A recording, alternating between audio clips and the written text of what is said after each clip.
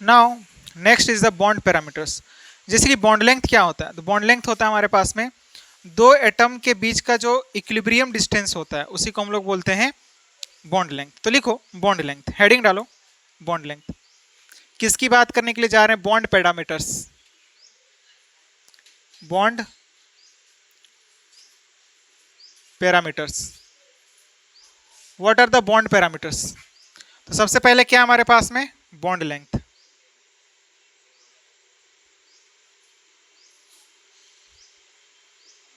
कि bond length क्या होता है, तो क्या लिखोगे, the equilibrium distance,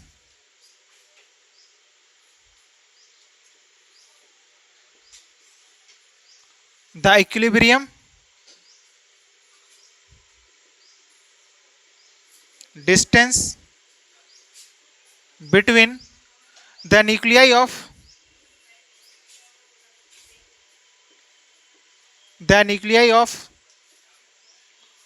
two atoms in a molecule, the nuclei of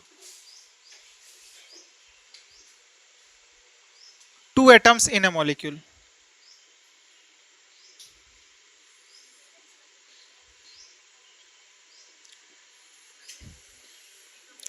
equilibrium distance क्यों बोल रहे हैं, क्योंकि बॉन्ड जो है ना अपने मीन पोजीशन पर क्या करते रहता है, मतलब एटम्स क्या कर रहे होते हैं, वाइब्रेट कर रहे होते हैं, ठीक है ना। इसीलिए कि इक्विलिब्रियम पोजीशन बोल रहे हैं, कभी इधर हो रहा है थोड़ा इधर उधर हो रहा है, ठीक ना, इसलिए इक्विलिब्रियम पोजीशन को हम लोग बोल रहे हैं। इक्विलिब्रियम डिस्टेंस जो रहा होगा दो एटम के न्यूक्लियाई के इक्विलिब्रियम डिस्टेंस को हम लोग क्या बोलते हैं, बॉन्ड लेंथ बोलते हैं। और बॉन्ड लेंथ को मेजर किससे किया जाता है, स्पेक्ट्रोस्कोपिक मेथड या फिर एक्सरे मेथड से। एंड बॉन्ड लेंथ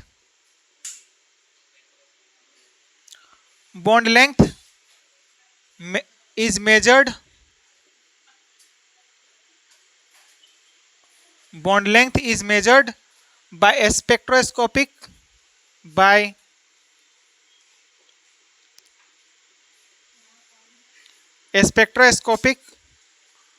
और एक्सरे मेथड,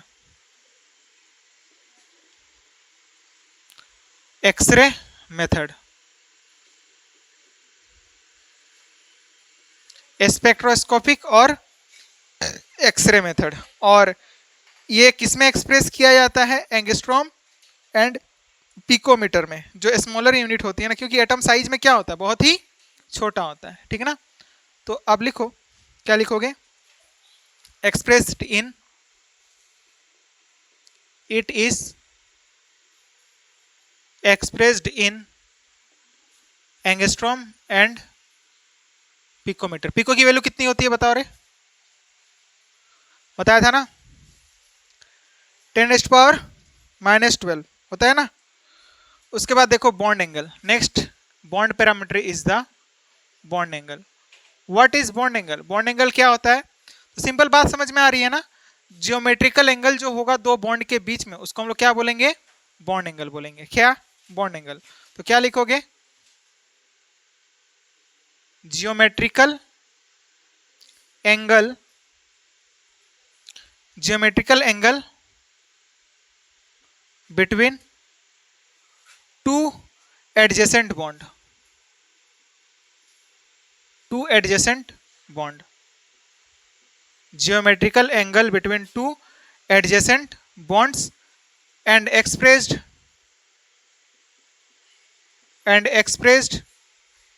in degree। किस में एक्सप्रेस किया जाएगा, डिग्री में एक्सप्रेस किया जाएगा। और डिटरमाइन किससे किया जाता है, again spectroscopic method. And determine by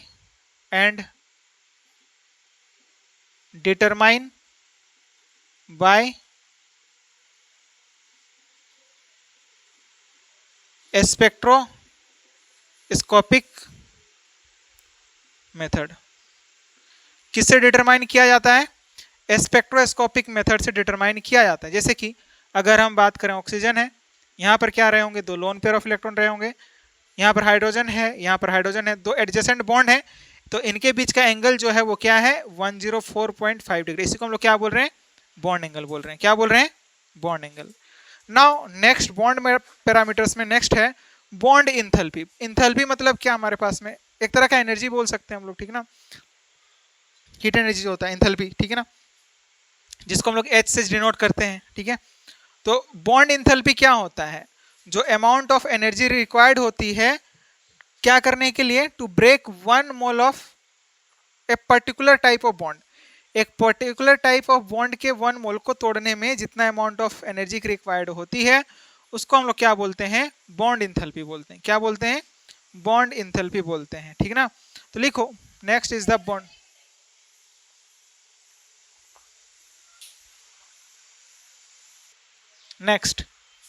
next क्या है, बॉन्ड इंथैल्पी। एक पर्टिकुलर टाइप ऑफ बॉन्ड के 1 मोल ऑफ बॉन्ड को ब्रेक करने के लिए जितने अमाउंट ऑफ एनर्जी रिक्वायर्ड होती है उसी को क्या कहा गया है, बॉन्ड इंथैल्पी। लिखो हेडिंग डालो, बॉन्ड इंथैल्पी, बॉन्ड इंथैल्पी। तो क्या होता है bond enthalpy, the amount of energy required to break, the amount of energy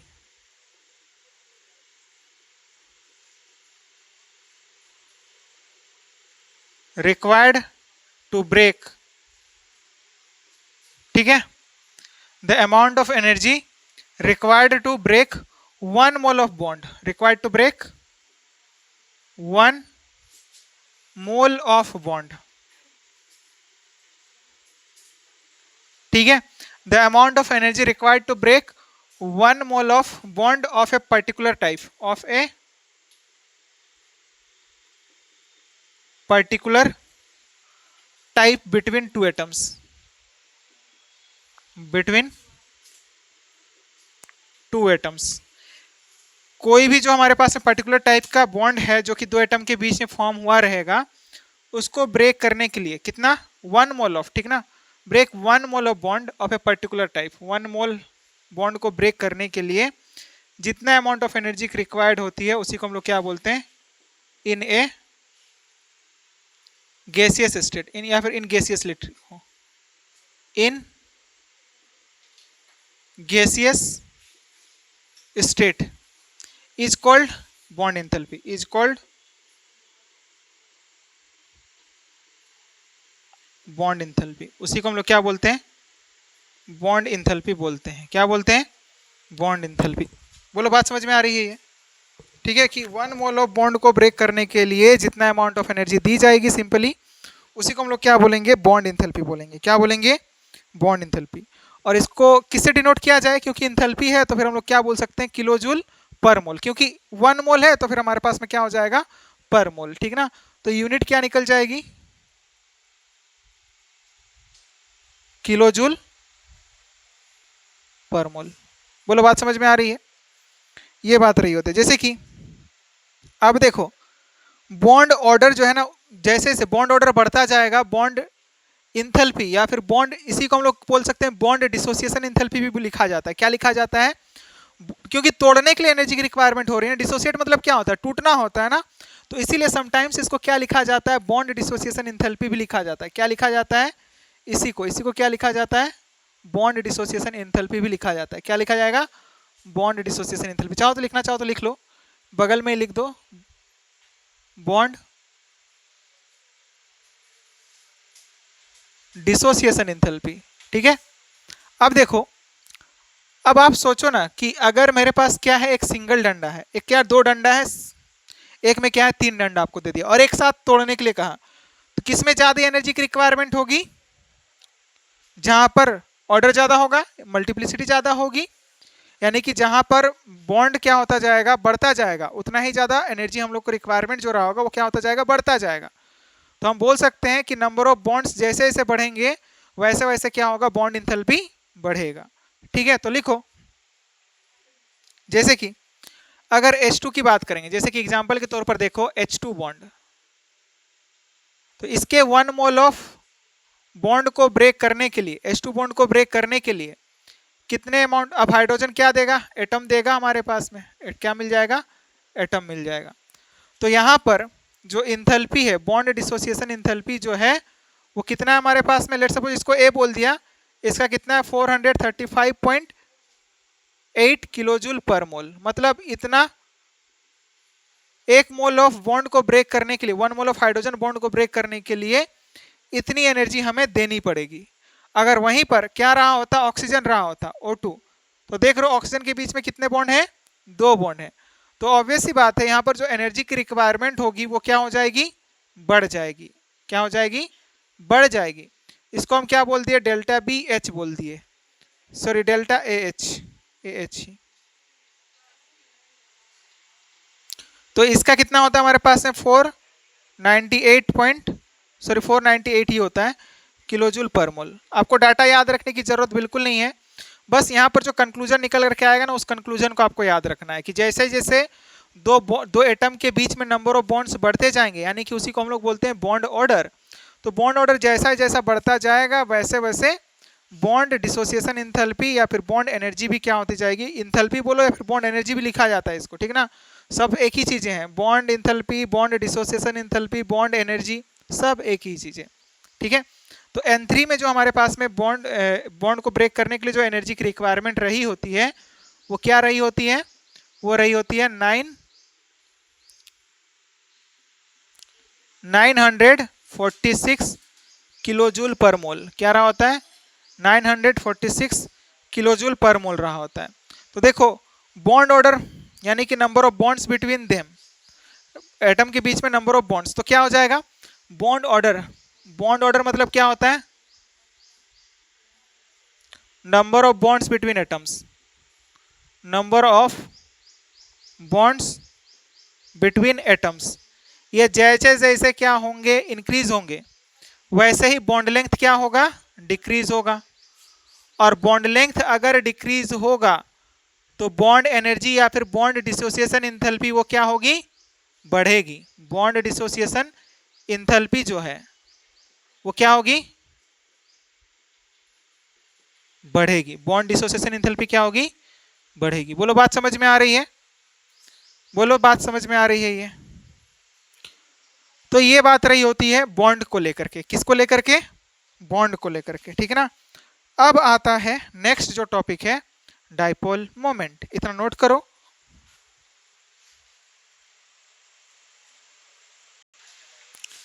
now next is the dipole moment. Next क्या है, डाइपोल मोमेंट, जिसको कि हम लोग किससे रिप्रेजेंट करते हैं, म्यू से रिप्रेजेंट करते हैं, ठीक है ना। और इसकी यूनिट जो है, इसकी यूनिट क्या होती है, डिबे होती है। क्या होती है, डिबे, ये यूनिट रहा होता है, ठीक है ना। ये किसके बारे में बताता है, percentage ionic character of a bond. किसके बारे में बात करता है, percentage ionic character of a bond के बारे में बताता है। तो लिखो, it tells us about the, it tells us about the percentage ionic character in A covalent bond. किसके बारे में बात करता है, percentage ionic character, ionic character in A covalent bond. देखो कोवलेंट बॉन्ड जो है शेयरिंग ऑफ इलेक्ट्रॉन से बॉन्ड फॉर्म होता है, लेकिन जहां पर इलेक्ट्रोनेगेटिविटी डिफरेंस होता है, शुरुआत में बात किया था ना, एक होता है पोलर बॉन्ड, एक होता है नॉन पोलर बॉन्ड, है ना। पोलर बॉन्ड जहां पर इलेक्ट्रोनेगेटिविटी दोनों एटम की ऑलमोस्ट क्या होगी, सेम होगी, तो लोन पेयर ऑफ इलेक्ट्रॉन कोई, sorry bond pair of electron कोई भी अट्रैक्ट नहीं करेगा, और कोई भी अट्रैक्ट नहीं करेगा तो वहां पर चार्ज सेपरेशन नहीं आएगी, तो वो क्या होगा, प्योर कोवलेंट बॉन्ड होगा या फिर नॉन पोलर कोवलेंट बॉन्ड। और जहां पर क्या होगा, इलेक्ट्रोनेगेटिविटी डिफरेंस रहा होता है, तो वो इलेक्ट्रॉन पेयर को क्या करेगा, अपनी तरफ खींचेगा, यानी कि उन पर चार्ज डेवलप होंगे। चार्ज किस में रहा होता है, आयनिक कंपाउंड में रहा होता है ना। तो इसी वजह से क्या बोला गया कि कोवलेंट कंपाउंड में due to the electronegativity difference जो आयनिक करेक्टर आता है, यानी कि जो चार्ज डेवलप होता है, जो पार्शियल चार्ज डेवलप होता है, उसी को हम लोग क्या बोलेंगे, परसेंटेज आयनिक करेक्टर, ठीक है ना। तो कोई भी कोवलेंट बॉन्ड में परसेंटेज आयनिक करेक्टर कितना है उसके बारे में कौन बात करता है, डाइपोल मोमेंट। बोलो बात समझ में आ रही है, तो यही होता है डाइपोल मोमेंट। तो एक एटम जिसके पास क्या है, ज्यादा इलेक्ट्रोनेगेटिविटी है, सेकंड पॉइंट लिखो, an atom having more electronegativity, an atom having more electronegativity, एक एटम जिसके पास की ज्यादा इलेक्ट्रोनेगेटिविटी होती है, will attract shared pair electron, will attract said pair electron will attract said pair electron towards itself क्या करेगा, अपनी तरफ पुल करेगा, और जिसकी वजह से रिजल्टेंट सेपरेशन ऑफ चार्जेस, जिसकी वजह से क्या होगा, सेपरेशन आएगा, चार्जेस में क्या आएगा, सेपरेशन आएगा, ठीक है ना, बोल सकते हो क्या, resulting separation of charges, resulting separation of charges, क्योंकि खींचने वाले पर क्या चार्ज आएगा, पार्शियल नेगेटिव चार्ज आएगा, और देने वाले पर क्या चार्ज आएगा, पार्शियल पॉजिटिव चार्ज आएगा। Separation of charges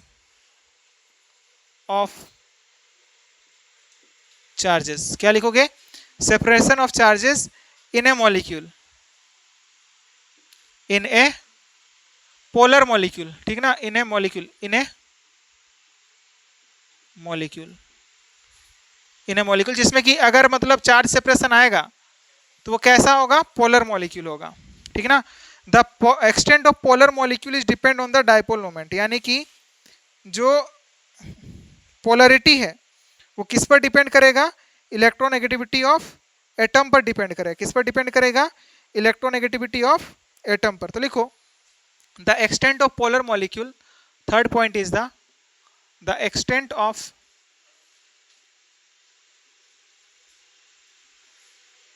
polar molecule, the extent of polar molecule is defined by dipole moment, is defined by dipole moment।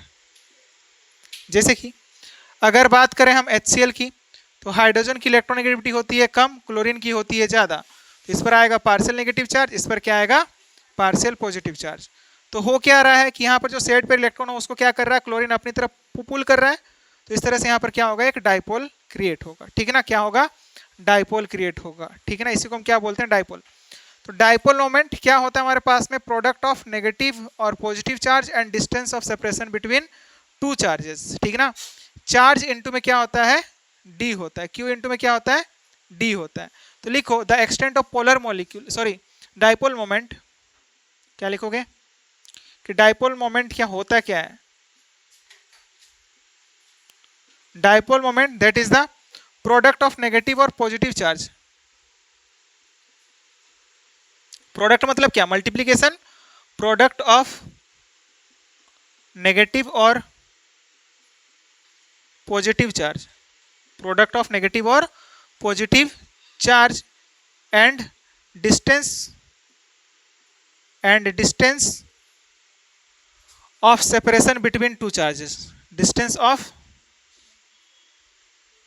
separation between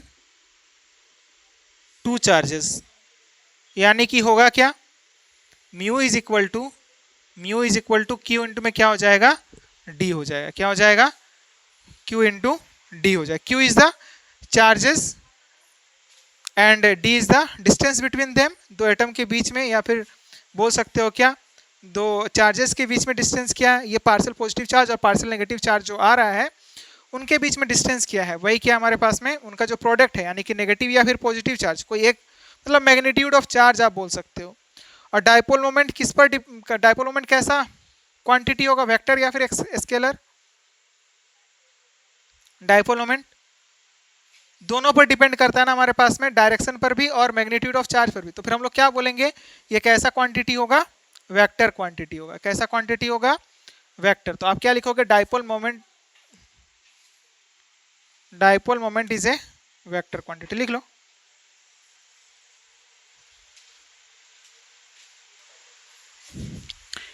unit conversion की बात करें तो क्या होता है हमारे पास में, 1 dV इज इक्वल टू क्या होता है, 1 dV इज इक्वल टू होता है 10⁻⁻18 centimetre electrostatic unit, centimetre electrostatic unit, ये होता है इसका यूनिट कन्वर्जन, आपको ध्यान में रखना है। और अगर कूलम में बात करेंगे तो होता है कितना, 3.33 इंटू 10⁻⁻30 कूलम, कितना होता है 10⁻⁻30 कूलम्ब होता है। ठीक है। एंड नेक्स्ट बॉन्ड मोमेंट क्या हो जाएगा हमारे पास में, बॉन्ड मोमेंट। बॉन्ड मोमेंट जो कि क्या होता है, dipole moment of a bond is bond moment. क्या लिखोगे, dipole moment of a bond is dipole moment.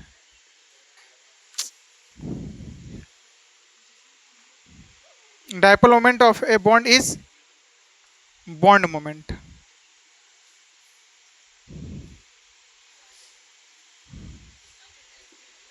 क्या कहा हमने कि जो डायपोल मोमेंट होता है एक बॉन्ड का उसको हम लोग क्या बोलते हैं, बॉन्ड मोमेंट बोलते हैं। क्या बोलते हैं, बॉन्ड मोमेंट। एक पर्टिकुलर बॉन्ड का जो रहा होगा उसको हम लोग क्या बोलेंगे, बॉन्ड मोमेंट बोलेंगे। ठीक ना। अब देखो एक मॉलिक्यूल में क्या है, एक molecule has only one bond. ठीक ना। तो dipole moment is known as bond moment. तो डायपोल मोमेंट को क्या कहा जाएगा, बॉन्ड मोमेंट कहा जाएगा। लेकिन पॉलीएटॉमिक मॉलिक्यूल में, पॉलीएटॉमिक मॉलिक्यूल में if more than one bond is present for single bond it will be bond moment और overall bond moment is called dipole moment. यानी कि सिंगल बॉन्ड के लिए क्या कहा जाएगा, बॉन्ड मोमेंट, और पूरे मॉलिक्यूल के लिए क्या कहा जाएगा, डायपोल मोमेंट। क्या कहा जाएगा, डायपोल मोमेंट। सिंपल बात इतनी समझो आप। जैसे कि देखो क्या लिखोगे आप, नेक्स्ट लिखो आप बॉन्ड मोमेंट। तो ये बात रही होती है। अब देखो बॉन्ड मोमेंट मतलब क्या, एक बॉन्ड, जैसे कि एक ही बॉन्ड है तो यही क्या हो गया, यहाँ पर बॉन्ड मोमेंट भी हो गया और डायपोल मोमेंट भी हो गया। लेकिन अगर पॉलीएटॉमिक मॉलिक्यूल है, अगर किस तरह का मॉलिक्यूल है, पॉलीएटॉमिक मॉलिक्यूल है। ठीक ना। जैसे कि हम क्या कहना चाह रहे हैं, जैसे कि HCl है, HCl अगर है तो यहाँ पर जो बॉन्ड मोमेंट है वही क्या हमारे पास में, bond moment is equal to dipole moment. Bond moment is equal to dipole moment. Bond moment क्या है, डायपोल मोमेंट के इक्वल है। और कोई भी पॉलीएटॉमिक मॉलिक्यूल में क्या लिखोगे, इन पॉलीएटॉमिक मॉलिक्यूल। किस तरह के मॉलिक्यूल में, पॉलीएटॉमिक मॉलिक्यूल में। ठीक ना। अगर एक से ज्यादा बॉन्ड प्रेजेंट रहे होंगे तो एक बॉन्ड के लिए तो क्या कहा हमने, बॉन्ड मोमेंट। ठीक ना। इन पॉलीएटॉमिक मॉलिक्यूल क्या रहा होगा, if more than one bond is present for single bond it will B, क्या लिखोगे, for single bond it will be bond moment. ये क्या होगा, बॉन्ड मोमेंट होगा। ठीक है। और overall bond moment is dipole moment. क्या लिखोगे, ओवरऑल जितने भी बॉन्ड है ना उनका जो हमारे पास में बॉन्ड मोमेंट होगा उनको कलेक्टिवली क्या कहा जाएगा, मतलब एक साथ में मिला दिया जाएगा तो वो क्या कहलाएगा, dipole moment. Overall bond moment is, overall bond moment is dipole moment. Overall bond moment क्या होता है, डायपोल मोमेंट होता है। क्या होता है, डायपोल मोमेंट होता है। जैसे कि एग्जाम्पल के तौर पर बात करी जाए, फॉर एग्जाम्पल H2O है, दो हाइड्रोजन है, इसको हम क्या बोल रहे हैं, डायपोल मोमेंट। ठीक ना। इसको हम क्या बोल रहे हैं, डायपोल मोमेंट। यानी कि OH में जो है वो क्या है, डायपोल मोमेंट है। ठीक ना। और जो बात बाकी है वो हमारे पास पूरे मॉलिक्यूल के लिए बात करी जाएगी तो वो क्या हो जाएगा, सॉरी हाँ, ये बॉन्ड मोमेंट हो जाएगा और पूरे मॉलिक्यूल के लिए क्या हो जाएगा, डायपोल मोमेंट हो जाएगा। ये क्या होता है, रिजल्टेंट। अब देखो ये वेक्टर क्वांटिटी है तो हम लोग क्या करते हैं, रिजल्टेंट वेक्टर कैलकुलेट करते हैं ना। तो देखो म्यू रिजल्टेंट जो होता है हमारे पास में वो कैसे कैलकुलेट किया जाता है। ठीक है ना। म्यू रिजल्टेंट कैसे कैलकुलेट किया जाता है, मिटा दूं मैं। तो देखो कोई भी जो हमारे पास में मॉलिक्यूल होगा उसमें म्यू रिजल्टेंट कैसे कैलकुलेट किया जाता है, हालांकि उसकी हम लोग को नीड नहीं पड़ने वाली है। क्यों नीड नहीं पड़ने वाली है, क्योंकि हम लोग थियोरेटिकली ही क्या कर देंगे, क्वेश्चन को सॉल्व कर देंगे किस में डायपोल मोमेंट है किस में नहीं है, यानी कि कौन पोलर है। डायपोल मोमेंट के अकॉर्डिंग एक जो होता है हमारे पास में पोलर मॉलिक्यूल होते हैं, दूसरे जो होते हैं नॉन पोलर होते हैं। जहां पर क्या होगा, डायपोल मोमेंट जो है एक दूसरे को कैंसिल आउट नहीं कर पाएंगे, वहां पर क्या हो जाएगा, वो पोलर हो जाएगा। जहां पर कैंसिल आउट हो जाएंगे यानी कि ओवरऑल क्या हो जाएंगे, डायपोल बचेंगे ही नहीं। तो वो क्या हो जाएगा हमारे पास में, नॉन पोलर मॉलिक्यूल हो जाएगा। क्या हो जाएगा, नॉन पोलर, जहां पर mu net is equal to क्या होगा, 0 होगा। ठीक है, तो लिखो रिजल्टेंट ऑफ वेक्टर, ठीक है ना। 7th नंबर पॉइंट में क्या लिख सकते हो,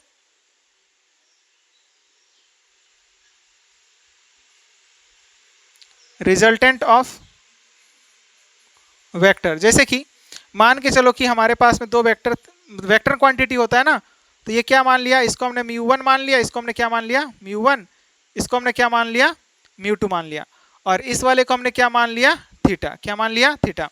तो mu resultant is equal to क्या हो जाएगा, mu resultant will be equal to the root over क्या हो जाएगा, μ1 स्क्वायर प्लस μ2 स्क्वायर प्लस क्या होता है हमारे पास में μ1 μ2 इंटू में क्या होता है, कोस थीटा। यही होता है ना। तो अब यहां से आप क्या निकाल सकते हो, म्यू रिजल्टेंट निकाल सकते हो।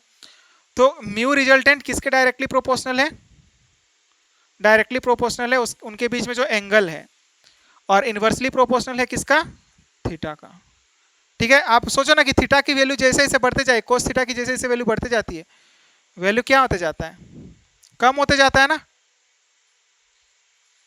बताओ कोस 0 की वैल्यू कितनी होती है, और कोस 30 की, हाँ हाँ, तो क्या हो गया, कम हो गया ना। तो वही बात है। तो अब देखो मॉलिक्यूल दो तरह के हो सकते हैं, एक क्या होगा हमारे पास में पोलर, और दूसरा क्या होगा, नॉन पोलर। एक जो होगा वो क्या होगा, पोलर होगा, और दूसरा क्या होगा, नॉन पोलर। फिलहाल आप देखो, पहले ये देखो कि डायरेक्शन ऑफ डाइपोल मोमेंट क्या रहा होता है। डायरेक्शन ऑफ डाइपोल मोमेंट हमेशा लेस इलेक्ट्रोनेगेटिव एटम से मोर इलेक्ट्रोनेगेटिव एटम की तरफ होगा। डाइपोल मोमेंट का डायरेक्शन किसकी तरफ होगा, less electronegative to more electronegative. यानी कि यहाँ पर जो डाइपोल मोमेंट हम लोग यहाँ पर दिखा सकते हैं ना, किधर की तरफ दिखा सकते हैं, डायरेक्शन कैसा होगा, कुछ ऐसा ही होगा। यहाँ से हम लोग क्या दिखा सकते हैं, कुछ ऐसा दिखा सकते हैं, बिल्कुल दिखा सकते हैं ना। लेस इलेक्ट्रोनेगेटिव से मोर इलेक्ट्रोनेगेटिव एटम की तरफ होगा, और एटम से लोन पेयर की तरफ होगा। किधर से, एटम से लोन पेयर की तरफ। ठीक है ना। तो लिखो direction of dipole moment. Next is the direction of dipole moment.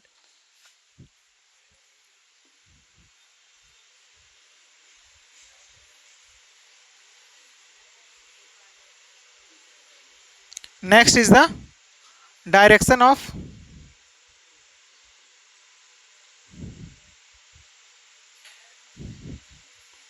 Dipole moment, कि डाइपोल मोमेंट का डायरेक्शन कैसा रहा होता है। तो पहला क्या हमारे पास में, एटम से, यानी कि मतलब बोल सकते हो एटम में बात करेंगे तो क्या होगा, लेस इलेक्ट्रोनेगेटिव से मोर इलेक्ट्रोनेगेटिव एटम की तरफ होता है। मतलब कुछ इस तरह से डाइपोल होगा। मतलब ये क्या हमारे पास में, लेस इलेक्ट्रोनेगेटिव एटम, ये क्या है, लेस इलेक्ट्रोनेगेटिव एटम, और क्लोरीन क्या है, मोर इलेक्ट्रोनेगेटिव एटम। ये क्या है, मोर इलेक्ट्रोनेगेटिव एटम। ठीक है ना। यानी कि लेस इलेक्ट्रोनेगेटिव से मोर इलेक्ट्रोनेगेटिव एटम की तरफ क्या होता है, डाइपोल मोमेंट का डायरेक्शन होता है। एटम में अगर बात करेंगे तो, और एटम से लोन पेयर अगर रहा होगा तो एटम से किसकी तरफ होता है, लोन पेयर की तरफ। एटम से किसकी तरफ होगा, लोन पेयर की तरफ। एटम से किसकी तरफ, लोन पेयर ऑफ इलेक्ट्रॉन की तरफ। ठीक है, ये क्या है, लोन पेयर।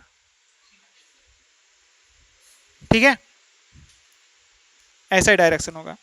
बोलो बात समझ में आ रही है। तो डायरेक्शन ऑफ डाइपोल मोमेंट ये रहा होता है, और डाइपोल मोमेंट के अकॉर्डिंग मॉलिक्यूल को हम लोग दो तरह से क्लासिफाई कर सकते हैं। एक क्या होगा, पोलर होगा, और दूसरा क्या होगा, नॉन पोलर होगा, जिसको कि हम लोग नेक्स्ट क्लास में कवर करेंगे। ठीक है, ओके, थैंक यू।